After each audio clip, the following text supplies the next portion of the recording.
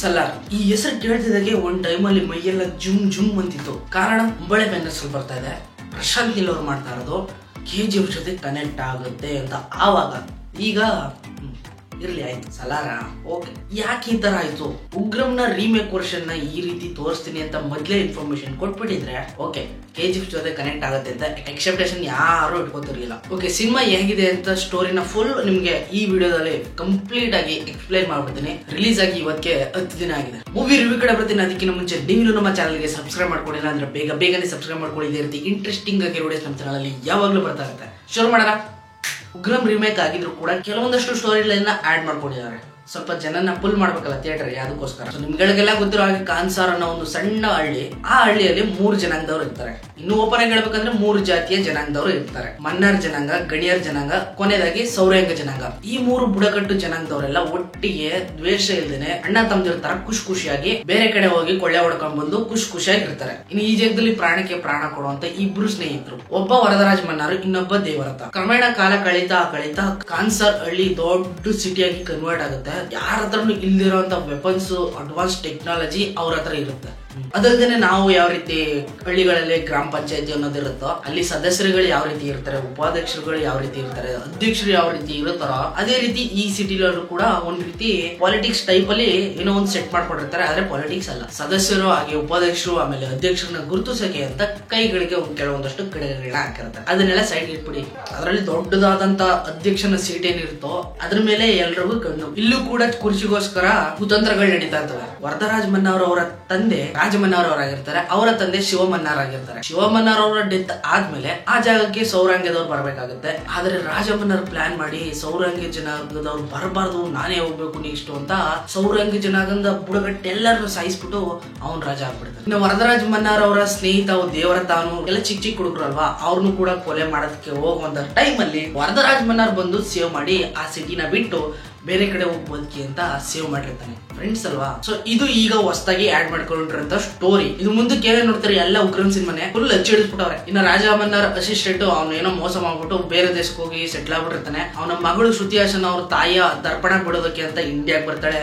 ವಿಷಯ ಗೊತ್ತಾಗಿ ಇವರು ಮಗಳನ್ನ ಅಟ್ಯಾಕ್ ಮಾಡೋದಕ್ಕೆ ಟ್ರೈ ಮಾಡ್ತಾರೆ, ಆದ್ರೆ ಆಗಲ್ಲ. ಆದ್ರೆ ಅಲ್ಲಿ ದೇವರಥ ಬಂದು ಶ್ರುತಿ ಹಾಸನ್ನ ಕಾಪಾಡಿರ್ತಾನೆ, ಜೊತೆಗೆ ಇಟ್ಕೊಂಡು ಕಾಪಾಡ್ತಾ ಇರ್ತಾನೆ. ಅವಾಗವಾಗ ಅವಳನ್ನು ಹಾಗೇನೆ ಅವನನ್ನು ಹಿಡಿಯೋದಕ್ಕೆ ಪ್ಲಾನ್ ಮಾಡ್ಕೊಂಡು ಹುಡುಕ್ತಾ ಇರ್ತಾರೆ. ಇನ್ನ ಕಾನ್ಸಾರ್ ಸಿಟಿ ಅವರು ಅವರ ಒಂದು ಲ್ಯಾಂಡ್ ಮಾರ್ಕ್ ಗೊತ್ತಾಗೋದಕ್ಕೋಸ್ಕರ ಒಂದು ಗುರುತನ್ನ ಇಟ್ಕೊಂಡಿರ್ತಾರೆ, ಒಂದು ವಿಚಿತ್ರವಾದ ಸಿಂಹದ ಗುರುತು. ಆ ಗುರುತು ನೋಡಿದ್ರೆ ಸಾಕು ಜನಗಳೆಲ್ಲ ಭಯ ಬಿದ್ದೈತಾರೆ. ಅದನ್ನ ತಡೆಯೋದಕ್ಕೂ ಕೂಡ ಯೋಚನೆನೂ ಕೂಡ ಮಾಡಲ್ಲ. ಅಂತ ಒಂದು ಸೀಲು ಏನಾದ್ರು ಇತ್ತು ಅಂದ್ರೆ ಅದನ್ನ ಬಿಟ್ಬಿಡ್ತಾರೆ. ಡ್ರಗ್ಸ್ ಇದ್ರು ಸರಿ, ಕೆರೋಟಿನ್ ಇದ್ರು ಸರಿ, ಏನೇ ಚಿನ್ನ ಬೆಳ್ಳಿ ವಜ್ರ ವೈಡೂರಿ ಏನೇ ಇದ್ರು ಸರಿ, ಅದೊಂದು ಸೀಲ್ ಹಾಕ್ಬಿಟ್ರೆ ಅದನ್ನ ಯಾರು ಕೂಡ ಟಚ್ ಮಾಡಕ್ ಆಗಲ್ಲ. ಆ ರೀತಿ ಒಂದು ಸೀಲನ್ನ ಈ ಕಾನ್ಸಾರ್ ಸಿಟಿ ಅವರು ಕ್ರಿಯೇಟ್ ಮಾಡಿರ್ತಾರೆ. ಇನ್ನು ಶ್ರುತಿ ಹಾಸನ್ ಹಾಗೇನೆ ಪ್ರಭಾಸ್ ಅವರ ಇಬ್ರು ಟ್ರ್ಯಾಪ್ ಮಾಡಿ ಹಿಡಿಯೋದಕ್ಕೆ ಅಂತ ಒಂದು ಸೀಲ್ ನ ಹೊಡೆದು ಡ್ರಗ್ಸ್ ನ ತುಂಬಿ ಕಳಿಸ್ತಾ ಇರ್ತಾರೆ. ಆ ಸೀಲ್ ನ ಒಳಗಡೆ ಶ್ರುತಿ ಹಾಸನ್ ಅವ್ರನ್ನ ಲಾಕ್ ಮಾಡಿ ಇಟ್ಕೋತಾರೆ. ಪ್ರಭಾಸ್ ಅವರ ತಾಯಿ ತುಂಬಾ ಸ್ಟ್ರಿಕ್ಟ್ ಆಗಿ ವಾರ್ನ್ ಮಾಡ್ಬಿಟ್ಟಿರ್ತಾರೆ, ನೀನ್ ಯಾವತ್ತೂ ಕೂಡ ಯಾರ ಜೊತೆಗೂ ಜಗಳಕ್ಕೆ ಹೋಗ್ಬಾರ್ದು, ಏನು ಮಾಡ್ಬಾರ್ದು, ಹಂಗಿರ್ಬೇಕು ಹಿಂಗಿರ್ಬೇಕು ಅಂತ. ಉಗ್ರಂ ಸಿನಿಮಾದಲ್ಲಿ ನೋಡಿದ್ರೆ ಸೇಮ್ ಅದೇ ರೀತಿ ಪ್ರಭಾಸ್ ಅವರ ಸುತ್ತ ವೃತ್ತ ಹಾಕ್ಬಿಟ್ಟಿರ್ತಾರೆ, ಅದನ್ನ ದಾಟಿ ಹೋಗ್ಬಾರ್ದು,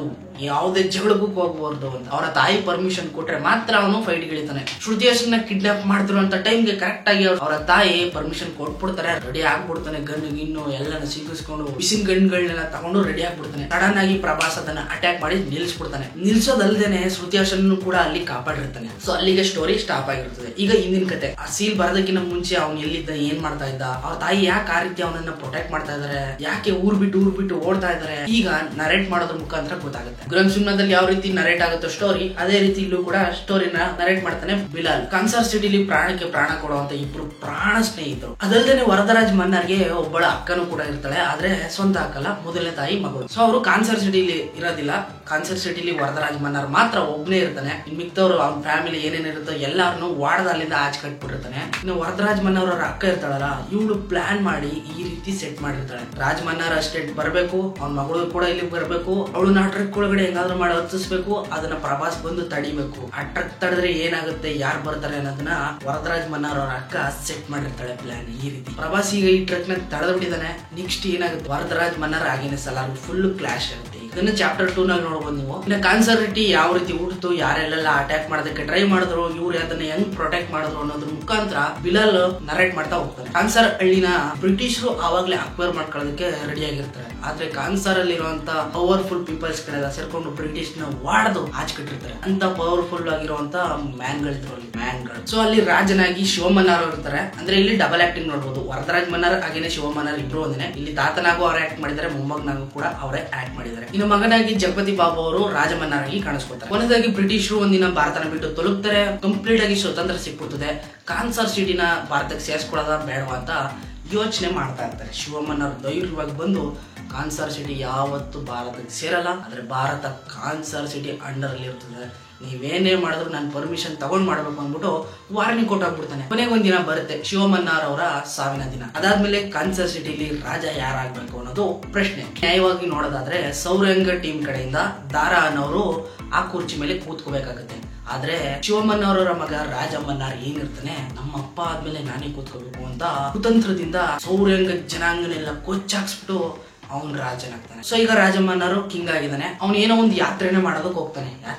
ಜಾತ್ರೆ ಏನೋ ಒಂದು ತಪ್ಪು ನಡೆದಿರುತ್ತೆ. ಅದೇನಾಗಿರ್ತದೆ ಏನು ಅನ್ನೋದನ್ನ ಪತ್ತೆ ಹಚ್ಚೋದಕ್ಕೆ ಅಂತ ಒಂದಷ್ಟು ದಿನ ಲೀವ್ ನ ತಗೊಂಡು ಆ ರಾಜನ್ ಕುರ್ಚಿನ ಸ್ವಲ್ಪ ದಿನ ನೀನ್ ನೋಡ್ಕೊಮ್ಮ ಅಂದ್ಬಿಟ್ಟು ಅವನ ಮೊದಲನೇ ಹೆಂಡತಿಯ ಮಗಳಿಗೆ ವಹಿಸ್ಬಿಟ್ಟು ಹೋಗಿರ್ತಾನೆ. ವಹಿಸ್ಬಿಟ್ಟು ಹೋಗೋದಕ್ಕಿಂತ ಮುಂಚೆ ಮೊದಲನೇ ಹೆಂಡತಿ ಮಗಳಿಗೆ ಮದ್ವೆನೂ ಕೂಡ ಆಗಿರುತ್ತೆ. ಅಳಿಯ ಜೊತೆಗೆ ಇರ್ತಾನೆ. ಅವನ್ ಬೇರೆ ಇನ್ಯಾರು ಅಲ್ಲ, ವಾರವ. ಇವನು ಅವ್ರವ್ರಿಗೆ ತಂದು ಇಡ್ತಾ ಇರ್ತಾನೆ. ಇವನು ಅಂತ ಅರ್ಥನೇ ಆಗಲ್ಲ. ಒಂದ್ ರೀತಿ ಕಾನ್ಸರ್ ಸಿಟಿಲಿ ಎಲ್ರಿಗೂ ಅವ್ರವ್ರಿಗೆ ತಂದಿಡೋ ಕೆಲಸಗಳನ್ನ ಮಾಡ್ತಾ ಇರ್ತಾನೆ. ಇವನೊಬ್ಬನ ಮೇಲೆ ಕಣ್ಣು ಅವಾಗಿಂದನೂ ಇರ್ತಿತ್ತು. ರಾಜಮನ್ನಾರ್ ಹೋಗೋದಕ್ಕಿಂತ ಮುಂಚೆ ಅವನ ಎರಡನೇ ಹೆಂಡತಿಯ ಮಗ ವರದರಾಜ್ ಮನ್ನರ್ನ ನಾನು ಇರುವಾಗ್ಲೇ ಅವನನ್ನ ರಾಜನಾಗಿ ನೋಡ್ಬೇಕು ಅನ್ನೋ ಒಂದು ಆಸೆನ ಎಲ್ರೆದ್ರಿಗೂ ಪ್ರಸ್ತಾಪಿಸ್ಬಿಟ್ಟು ಹೋಗ್ಬಿಡ್ತಾನೆ. ಅದನ್ನ ಕೇಳ್ಬಿಟ್ಟು ಎಲ್ರಿಗೂ ದಂಗ ಆಗ್ಬಿಡ್ತದೆ. ಅವ್ನು ರಾಜ ಆದ್ಮೇಲೆ ಅವ್ರ ಅಪ್ಪ ಉಪಾಧ್ಯಕ್ಷ ಆಗಿರ್ಬೇಕು. ಉಪಾಧ್ಯಕ್ಷನ ಸೀಟಲ್ಲಿ ಒಬ್ಬನನ್ನ ತೆಗೆದು ಅವನು ಹೋಗಿ ಕೂತ್ಕೊಳ್ಳೋದಕ್ಕೆ ಪ್ಲಾನ್ ಹಾಕೋತಾನೆ. ಬಟ್ ಪಾಪ ಅವನಿಗೆ ಇಷ್ಟ ಇರೋದಿಲ್ಲ. ಅವನು ಗರುಡರಾಮು ಮತ್ತೆ ಉಪಾಧ್ಯಕ್ಷನ್ ಟೀಮ್ ಗಳೆಲ್ಲ ಸೇರ್ಕೊಂಡು ರಾಜಮನ್ನಾರ್ ಹೋದ್ಮೇಲೆ ಒಂದು ಪ್ಲಾನ್ ಹಾಕ್ತಾರೆ. ರಾಜಮನ್ನಾರ್ ಅವರು ಬರೋ ಅಷ್ಟರಲ್ಲಿ ವರದನ್ನ ರಾಜನಾಗಿ ಮಾಡ್ಬೇಕು ಅಂತ ಅನ್ಕೊಂಡಿದ್ರೆ,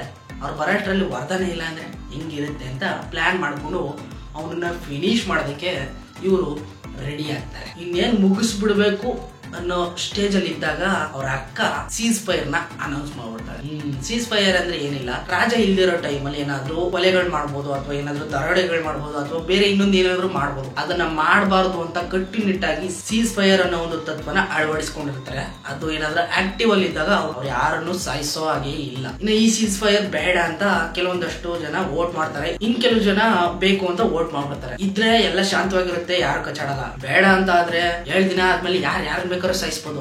ಎಲ್ಲ ಉಪಾಧ್ಯಕ್ಷರು ಸೇರ್ಕೊಂಡು ಒಬ್ಬೊಬ್ರು ಒಂದೊಂದ್ ಕಡೆಯಿಂದ ದೊಡ್ಡ ಆರ್ಮಿಗಳನ್ನ ತರಿಸ್ತಾರೆ. ರಷ್ಯಾ, ಕೊರಿಯನ್, ಅಲ್ಲಿಂದ ಇಲ್ಲಿಂದ ಚಿಂಪಾಂಜಿಗಳು, ನಾಯಿಗಳು, ಹಂದಿಗಳು, ಕತ್ತೆಗಳು ಎಲ್ಲರನ್ನೂ ಕರ್ಸ್ಕೊಳ್ತಾರೆ. ಆದ್ರೆ ವರದರಾಜ್ ಮನ್ನಾರ್ ಧೈರ್ಯವಾಗಿ ಹೋಗಿ ಪ್ರಭಾಸ್ ಒಬ್ಬನ ಮಾತ್ರ ಕರ್ಕೊಂಡ್ ಬರ್ತಾರೆ. ಸಿಟಿಗೆ ಎಂಟ್ರ್ ಆಗ್ತಿದ್ದಾಗೇನೆ ರಾಜನ್ ತರ ಬರ್ತಾ ಇದ್ದಾನೆ ಪ್ರಭಾಸ್. ಇವರೆಲ್ಲ ದೊಡ್ಡ ಮಿಲಿಟರಿಗಳನ್ನ ಕರ್ಸ್ಕೊಂಡಿದ್ದಾರೆ, ಇವನ್ ಮಾತ್ರ ಒಬ್ಬನ್ ಕರ್ಕೊಂಡ್ ಬಂದಿದ್ದಾನೆ ಅಂತ ಸ್ವಲ್ಪ ಓವರ್ ಆಗಿ ಬಿಲ್ಡಪ್ ನ ಕೊಟ್ಟು ಆ ಲೆವೆಲ್ ಅಲ್ಲಿ ಕೂರಿಸಿರ್ತಾರೆ. ಜೊತೆಗೆ ಇವರೆಲ್ಲ ಸೇರ್ಕೊಂಡು ವರದಾಗೆ ಟಾರ್ಚರ್ ಕೊಡೋದು ಮತ್ತೆ ಅವಮಾನ ಮಾಡೋದು ಇನ್ನು ಏನೇನೋ ಮಾಡ್ತಾ ಇರ್ತಾರೆ.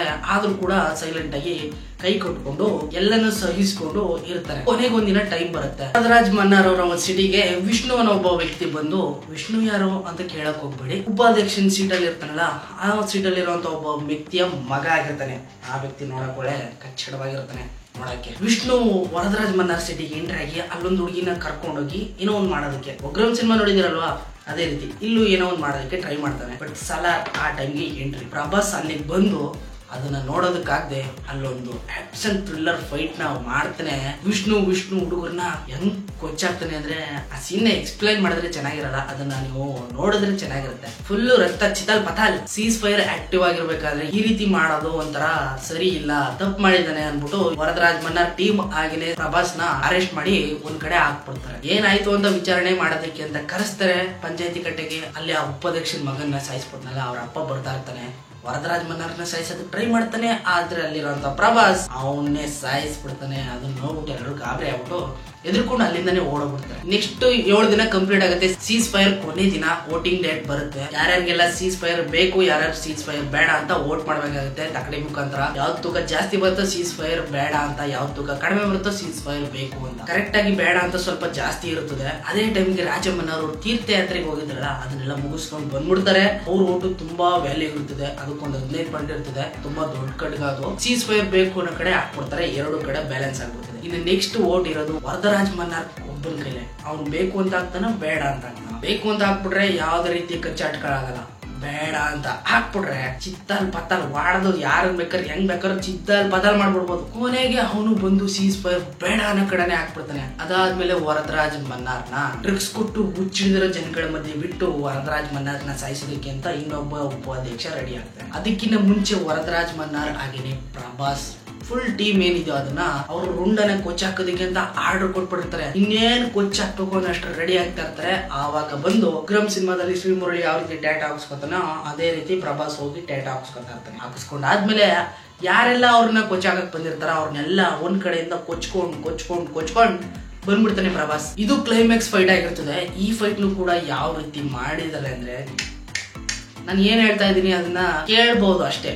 ಅದನ್ನ ನೋಡ್ತಾ ಇದ್ರೆ ವಾ ಯಾವ ರೀತಿ ಫೈಟ್ ಗುರು ಇದು, ಏನ್ ರಕ್ತ ಹಿಂಗಿದೆ ಅನ್ನೋ ರೇಂಜ್ಗೆ ಎಕ್ಸೈಟ್ ಆಗ್ತೀರಾ. ಇಲ್ಲಿ ವರದರಾಜ್ ಮನ್ನಾರ್ ಪ್ರಭಾಸ್ ತರನೇ ಫುಲ್ ಟಫ್ ಆಗಿರ್ತಾನೆ. ಅವನು ಕೂಡ ಒಂದ್ ಲೆವೆಲ್ಗೆ ಪವರ್ ನ ಇಟ್ಕೊಂಡಿರ್ತಾನೆ. ಅವರೆಲ್ಲ ದೊಡ್ಡ ಆರ್ಮಿನ ಕರ್ಸ್ಕೊಬೇಕಾದ್ರೆ ಇವ್ನ್ ಯಾಕೆ ಇವನೊಬ್ಬನ ಕರ್ಸ್ಕೊಂಡ ಅನ್ನೋದೊಂದು ಇಲ್ಲಿ ಸಸ್ಪೆನ್ಸ್ ಆಗಿರ್ತದೆ. ಅದು ಅಲ್ಲದೆ ಆ ಕ್ಲೈಮ್ಯಾಕ್ಸ್ ಫೈಟ್ ಅಲ್ಲಿ ಅವ್ರಿಬ್ರು ಕಮ್ಯುನಿಕೇಶನ್ ಕೇಳ್ತಾ ಇದ್ರೆ ಏನೋ ಅವ್ರಿಬ್ರಿಗೆ ಏನೋ ದೊಡ್ಡದಾಗಿ ಏನೋ ನಡೀತಿದೆ ಅನ್ನೋ ಒಂಥರ ಫೀಲ್ ಕೊಡ್ತಾ ಇರ್ತದೆ ನಿಮ್ಗೆ. ಇನ್ನು ವರದರಾಜ್ ಮನ್ನಾರ್ ಏನ್ ಇಷ್ಟಪಡ್ತಾನೋ ಅದನ್ನ ಪ್ರಭಾಸ್ ಮಾಡೋದಕ್ಕೆ ರೆಡಿ ಆಗಿರ್ತಾನೆ. ಅವ್ನು ಬೇಕು ಬೇಡ ಆದ್ರೆ ಬೇಡ ಆ ರೀತಿ ಆಗ್ಬಿಟ್ಟಿರ್ತದೆ. ಆನ್ಸರ್ ಸಿಟಿನ ಇಬ್ರು ಸೇರ್ಕೊಂಡು ಧ್ವಂಸ ಮಾಡೋದಕ್ಕೆ ನಿಂತ್ಕೊಂಡ್ಬಿಡ್ತಾರೆ. ಇಲ್ಲಿ ರಾಜ ಮನ್ನಾರ್ಗೆ ತಲೆನೋವು ಸ್ಟಾರ್ಟ್ ಆಗ್ಬಿಡುತ್ತದೆ. ತಲೆನೋವು ಜೊತೆಗೆ ಇಲ್ಲಿ ಏನೇನ್ ನಡೀತಾ ಇದೆ ಯಾರು ಏನೇನು ಅನ್ನೋದು ಕೂಡ ಎಕ್ಸ್ಪ್ಲೈನ್ ಮಾಡ್ಬಿಡ್ತಾನೆ. ಕೊನೆಯದಾಗಿ ರಿವೀಲ್ ಮಾಡ್ಬಿಡ್ತಾನೆ. ದಾರವ ಯಾರು ಪ್ರಭಾಸ್ ಯಾರು ಅನ್ನೋದು ಆವಾಗ ಗೊತ್ತಾಗ್ಬಿಡ್ತದೆ. ದಾರವ ಸೌರ್ಯಂಗದವನಾಗಿರ್ತಾನೆ. ಅವ್ರ ಗುಡಾಂಗನ ರಾಜಮನ್ನಾರ್ ಫುಲ್ ಆಗಿ ಕತ್ತರಿಸ್ಬೇಕಾದ್ರೆ ಪಾಪ ಅವರೆಲ್ಲ ಚಿಕ್ಕ ಹುಡುಗರಾಗಿರ್ತಾರೆ. ಒಂದು ಟನಲ್ ಒಳಗಡೆ ಔತ್ಕೊಂಡಿರ್ತಾರೆ. ಅವ್ರ ಅಪ್ಪ ಅಮ್ಮ ಎಲ್ಲ ಸತ್ತೋದ್ಮೇಲೆ ಪಾಪ ಒಂದಷ್ಟು ಹುಡುಗರು ಉಳ್ಕೋತಾರೆ. ಅವರೆಲ್ಲ ಹೊರಗಡೆ ಹೋಗಿ ಚೆನ್ನಾಗಿ ಬದುಕಿ ಕಾನ್ಸರ್ ಸಿಟಿಗೆ ಅವ್ರಿಗೆ ಗೊತ್ತಾಗ್ದಂಗೆ ಮನ್ನಾರ್ ಜನಾಂಗವಾಗಿ ಚೇಂಜ್ ಆಗಿ ಒಳಗಡೆ ಹೋಗಿ ಈ ರೀತಿ ಅವ್ರವ್ರಿಗೆ ತಂದಿಟ್ಬಿಟ್ಟು ಬೆಂಕಿ ಹಚ್ಚೋದಕ್ಕೆ ಸೌರಂಗ ಜನಾಂಗದವರು ರೆಡಿ ಆಗ್ಬಿಡ್ತಾರೆ. ಆದ್ರೆ ಅದೆಲ್ಲ ರಾಜ ಮನ್ನಾರ್ ಗೊತ್ತಾದ್ಮೇಲೆ ಅವ್ರನ್ನ ಹಿಡಿದು ಇಟ್ಕೊಬಿಡ್ತಾನೆ. ಕೊನೆಯದಾಗಿ ಇನ್ನೊಬ್ಬ ಮಿಸ್ ಆಗಿರ್ತಾನೆ. ಅವ್ನ್ ಯಾರು ಅನ್ನೋದನ್ನ ಕ್ಲೈಮ್ಯಾಕ್ಸ್ ಅಲ್ಲಿ ಕೇಳ್ತಿದ್ದಾಗೆ ನಿಮ್ಗೆ ಶಾಕ್ ಹೊಡೆದ್ಬಿಡ್ತದೆ. ಅದನ್ನು ಕೂಡ ಎಕ್ಸ್ಪ್ಲೇನ್ ಮಾಡ್ಬಿಡ್ತಾರೆ. ರಾಜ ಮನ್ನಾರ್ ಅವರ ತಂದೆ ಶಿವಮನ್ನಾರ್ ಅವರು ಸತ್ ಮೇಲೆ ಸೌರಂಗದ ಕಡೆಯಿಂದ ದಾರ ಅವರು ರಾಜನಾಗ್ಬೇಕಾಗುತ್ತೆ. ಅವ್ರನ್ನ ಕೊಲ್ಸಿರ್ತಾನೆ ರಾಜ ಮನ್ನಾರ್ ಅಲ್ವಾ. ಆದ್ರೆ ಆ ದಾರ ಅವ್ರಿಗೆ ಒಬ್ಬ ಮಗನು ಕೂಡ ಇರ್ತಾನೆ. ಆದ್ರೆ ಅವನನ್ನ ಯಾರು ಕೊಂದಿರಲ್ಲ. ಅವನನ್ನ ಸ್ವತಃ ವರದರಾಜ್ ಮನ್ನಾರೇ ಸೇವ್ ಮಾಡಿರ್ತಾನೆ. ಅದು ಬೇರೆ ಯಾರು ಅಲ್ಲ, ಅವನ ಪ್ರಾಣ ಸ್ನೇಹಿತ. ಅವನನ್ನು ಹಾಗೆ ಅವ್ರ ತಾಯಿನೂ ಚಿಕ್ಕ ವಯಸ್ಸಲ್ಲೇ ಅವ್ರನ್ನ ಸಾಯಿಸ್ಬೇಕಾದ್ರೆ ಆರ್ಡರ್ ಕೊಟ್ಬಿಡ್ತಾರಲ್ಲ ಸೌರಂಗದವ್ರನ್ನೆಲ್ಲ ಸಾಯಿಸ್ಬಿಡು ಅಂತ. ಇವನು ಕೂಡ ಸೌರಂಗ ಜನಾಂಗಕ್ಕೆ ಸೇರ್ತಾನೆ. ದಾರ ಅವ್ರು ಇರ್ತಾರಲ್ಲ ಅವರ ಮಗ ಪ್ರಭಾಸ್ ಅವ್ರು ಆಗಿರ್ತಾನೆ. ಏನ್ ಕೇಳ್ತೀರ ಮೈ ಜುಮ್ಮನ್ತ ಅಲ್ಲ, ನೋಡಿದ್ರೆ ಮಾತ್ರ ಮೈ ಜುಮ್ಮನ್. ಇಷ್ಟೆಲ್ಲ ಗೊತ್ತಾದ್ಮೇಲೆ ಇಲ್ಲಿಗೆ ಕ್ಲೈಮ್ಯಾಕ್ಸ್ ಎಂಡ್ ಆಗ್ಬಿಡ್ತದೆ. ಇದ್ರ ಮುಂದಕ್ಕೆ ಪ್ರಭಾಸ್ ಹಾಗೇನೆ ವರದರಾಜ್ ಮನ್ನಾರ್ ಇಬ್ರು ಸೇರ್ಕೊಂಡು ಏನ್ ಮಾಡಿದ್ರು, ಸಿಟಿನ ಫುಲ್ ಧ್ವಂಸ ಮಾಡ್ಬಿಟ್ರ. ಪ್ರಭಾಸ್ ಯಾಕೆ 7 ವರ್ಷದಿಂದ ಹೊರಗಡೆ ಓಡ್ತಾ ಇದ್ದಾನೆ ಅವ್ರ ತಾಯಿ ಜೊತೆಗೆ, ಆ ಸೀನ್ ನ ಕ್ರಿಯೇಟ್ ಮಾಡಿದ್ದು ಕೂಡ ಪ್ರಭಾಸ್ ಅಂತ ಹೇಳ್ತಾ ಇದಾರೆ. ಅವ್ರಿಬ್ರು ಸೇರ್ಕೊಂಡು ಕಾನ್ಸರ್ ಸಿಟಿನ ಧ್ವಂಸ ಮಾಡಿದ್ರ. ಅದಾದ್ಮೇಲೆ ಪ್ರಭಾಸ್ ಅವ್ರು ಏನಾಗ್ತಾರೆ, ಆ ಸೀನ್ ನ ಪ್ರಭಾಸ್ ಅವ್ರು ಯಾಕೆ ಕ್ರಿಯೇಟ್ ಮಾಡ್ತಾರೆ, ಹೊರಗಡೆ ಅದೇ ಸೀನ್ ನ ಅವರೇ ಯಾಕೆ ತಡೀತಾರೆ, ಇಷ್ಟನ್ನು ಸೆಕೆಂಡ್ ಚಾಪ್ಟರ್ ಅಲ್ಲಿ ನಾವು ನೋಡ್ಬೇಕಾಗುತ್ತೆ. ಈ ಸ್ಟೋರಿನ ಮುಂದೆ ಏನಾಗಿರ್ಬೋದು ಅನ್ನೋದು ಸ್ವಲ್ಪ ಕ್ಯೂರಿಯಾಸಿಟಿ ನನಗೂ ಕೂಡ ಇದೆ. ಪ್ರಶಾಂತ್ ನೀಲ್ ಅವರು ರೀಮೇಕ್ ನ ಈ ರೀತಿನೂ ಮಸಾಲೆ ಹರಿದು ನಮಗೆ ಟೆನ್ಷನ್ ಕೊಟ್ಟಿರೋದು ಇದೇ ಫಸ್ಟ್ ಟೈಮ್. ಕನ್ನಡ ಇಂಡಸ್ಟ್ರಿಲಿ ತುಂಬಾ ಇದೇ ರೀತಿ ರೀಮೇಕ್ ಸಿನಿಮಾಗಳಾಗಿ ಮಾಡ್ಕೊಂಡು ಒಂದ್ ರೀತಿ ತೋಪೆದಿಸ್ಬಿಟ್ಟಿದ್ದಾರೆ. ಬಟ್ ಪ್ರಶಾಂತ್ ನೀಲ್ ಅವರು ಈ ಸಿನಿಮಾನ ರೀಮೇಕ್ ಮಾಡಿದ್ರು ಕೂಡ ಒಂದ್ ರೀತಿ ಎಕ್ಸೈಟ್ಮೆಂಟ್ ನ ಕೊಟ್ಟಿದ್ದಾರೆ. ಮುಂದೆ ಏನಾಗಿರ್ಬೋದು ಅನ್ನೋ ಕ್ಯೂರಿಯಾಸಿಟಿ ಎಲ್ರಿಗೂ ತುಂಬ್ಕೊಂಡ್ಬಿಟ್ಟಿದೆ. ಏನಾಗಿರ್ಬೋದು ಅನ್ನೋದನ್ನ ಸೆಕೆಂಡ್ ಚಾಪ್ಟರ್ ಅಲ್ಲಿ ನೋಡೋಣ. ಇನ್ನು ಈ ಸಲಾರ್ ಮೂವಿಯ ಥಿಯರಿ ಹೇಗಿತ್ತು ಅನ್ನೋದನ್ನ ಕಮೆಂಟ್ ಮಾಡಿ. ಸೊ ನಿಮ್ಗೆ ವಿಡಿಯೋ ಇಷ್ಟ ಆಗಿದೆ ಅಂತ ಅನ್ಕೊಂಡಿದ್ದೀನಿ. ಇಷ್ಟ ಆಗಿದ್ರೆ ಪ್ಲೀಸ್ ಲೈಕ್ ಮಾಡಿ, ಶೇರ್ ಮಾಡಿ, ಕಮೆಂಟ್ ಮಾಡಿ. ಇದೇ ರೀತಿ ವಿಡಿಯೋಸ್ಗಾಗಿ ನಮ್ಮ ಚಾನಲ್ ನ ಸಬ್ಸ್ಕ್ರೈಬ್ ಮಾಡಿ. ಮುಂದಿನ ವಿಡಿಯೋದಲ್ಲಿ ಸಿಗ್ತೀನಿ. ಅಲ್ಲಿವರೆಗೂ ಕಾಯ್ತಾರೆ. Keep watching. ಬಾಯ್.